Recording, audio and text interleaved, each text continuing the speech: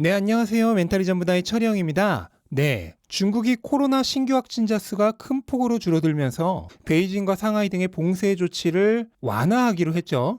이로 인해 장 초반 매우 좋은 분위기로 시작을 했었는데요. 하지만 장 후반으로 갈수록 뒷심 부족을 보이면서 사실상 강보합 수준으로 마무리가 되었습니다. 나스닥은 장중 한때 2% 가까이까지도 상승을 했었는데 상승폭을 대부분 내주면서 0.4% 상승 정도로 끝이 났죠. 일단 중국의 봉쇄 조치 완화는 공급망 측면에서 보면 호재이지만 동시에 멈춰있던 중국의 공장들이 가동을 다시 시작한다는 얘기가 되기 때문에 에너지 수요가 증가할 가능성이 커진다는 뜻도 됩니다. 이로 인해 최근 유가가 다시 상승을 하기 시작하면서 몇 달 전 기록했던 최고가를 뛰어넘었죠. WTI의 경우 배럴당 120달러까지 근접을 했는데 최근 오펙 플러스에서 7월과 8월에 원유 생산량을 50% 증산한다는 발표가 있은 뒤에도 가격이 오른 것이라서 의미가 큽니다. 이렇게 되면 역시나 걱정되는 것은 물가인데요. 이번 주 금요일 미국 소비자 물가가 발표가 되는데 당분간의 시장 방향을 결정할 매우 중대한 이벤트입니다. 현재 시장은 물가가 정점을 찍고 내려오고 있다는 확신이 필요한데요. 3월에 8.5%에 달했던 소비자 물가는 4월에 8.3%로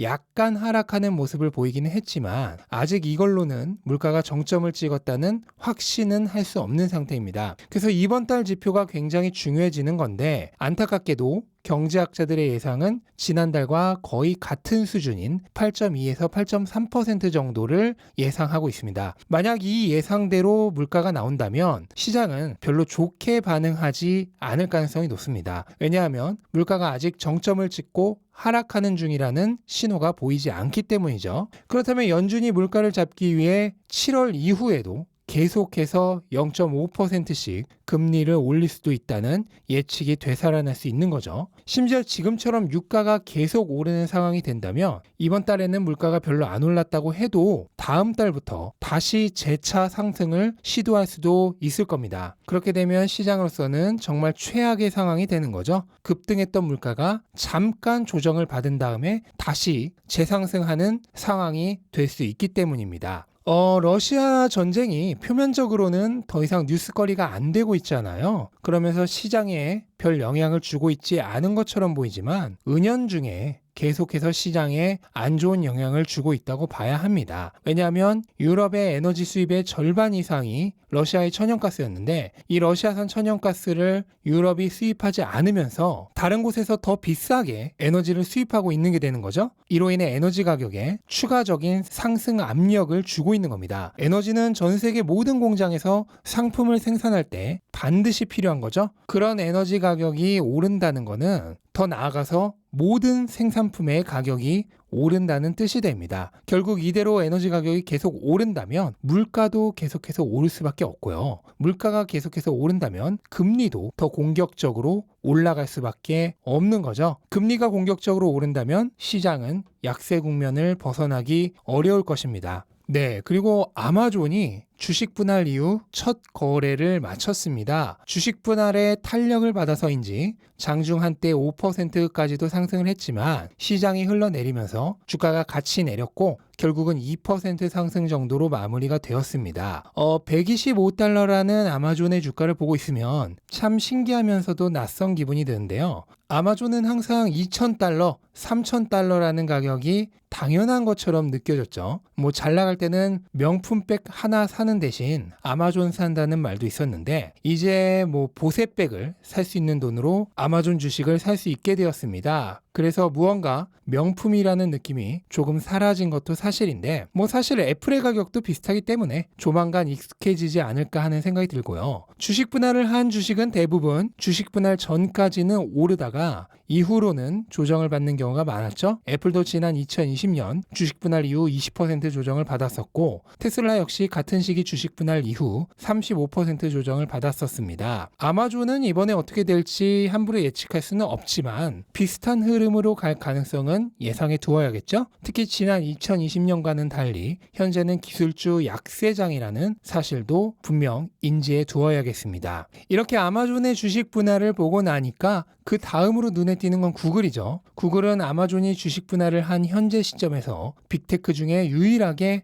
고가의 주식이 되었습니다. 구글은 7월 15일부터 분할된 주식으로 거래를 하고 분할 비율은 아마존과 같은 20대 1입니다. 그러니까 구글이 만약 지금 가격으로 분할을 한다면 7월 15일 이후 가격은 $117로 현재 아마존과 거의 비슷한 수준이 됩니다. 구글은 아직은 주식 분할 이슈가 남아있기 때문에 다음 달 중순까지 다시 한번 랠리를 할 수 있는 여력이 남아있다는 측면에서 지금 시점에서만 놓고 보면 아마존보다 조금 더 매력이 있다고 얘기할 수 있겠죠.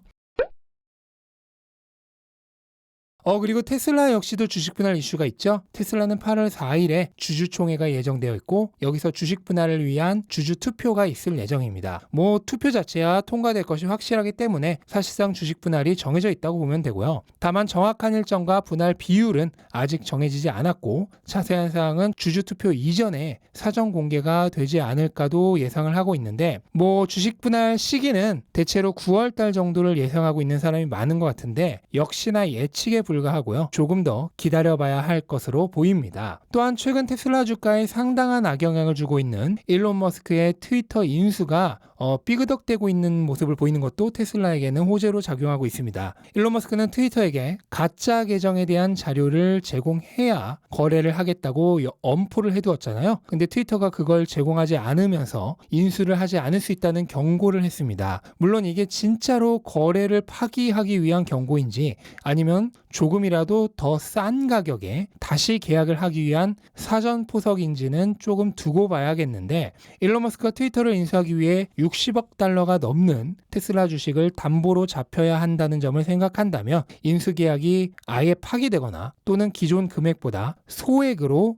결정이 된다면 테슬라 주식에게는 분명 호재로 작용할 것으로 생각이 됩니다. 네, 보시다시피 시장 상황은 아직도 험악합니다. 최근 저가 매수세가 들어오면서 약간의 반등을 하긴 했지만 이걸로 약세장이 끝났고 다시 큰 반등이 일어날 거란 기대를 하기는 아직 어려운 상황입니다. 특히나 향후 두세 달간 물가가 내려오지 않는 모습을 보인다면 약세장이 장기화될 가능성도 있습니다. 너무 빠르게 약세장이 끝날 거란 기대는 애시당초 하지 말고 처음부터 장기화될 것이라고 생각하고 시장을 보는 편이 마음이 편할 겁니다. 다만 물가든 금리든 전쟁이든 투자자가 컨트롤할 수 있는 부분은 없죠.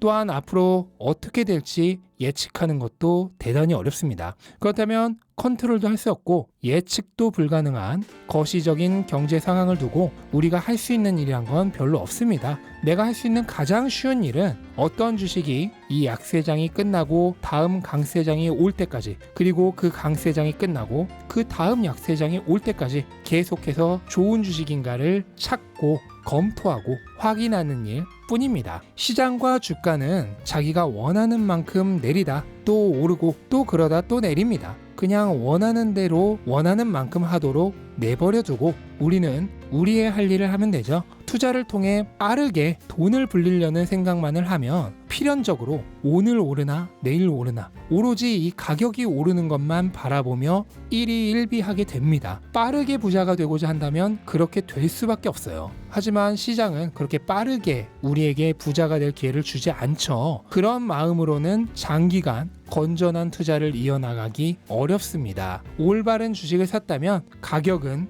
때가 되면 오르게 되어 있습니다. 당장의 돈을 벌려는 마음보다도 투자할 대상을 찾아내고 공부하는 일에 재미를 느끼는 편이 투자를 오래 그리고 즐겁게 지속하기 위한 바람직한 자세라고 생각을 합니다. 그런 마음으로 투자를 하는 투자자에게는 오히려 지금과 같은 하락장이야말로 좋은 주식을 오래오래 싸게 모아갈 수 있는 좋은 기회로 여겨질 것이라고 생각합니다. 네, 이것으로 오늘 영상을 마치도록 하겠습니다. 영상 도움되셨다면 구독과 좋아요 부탁드리고 즐거운 하루 되시기 바랍니다. 감사합니다.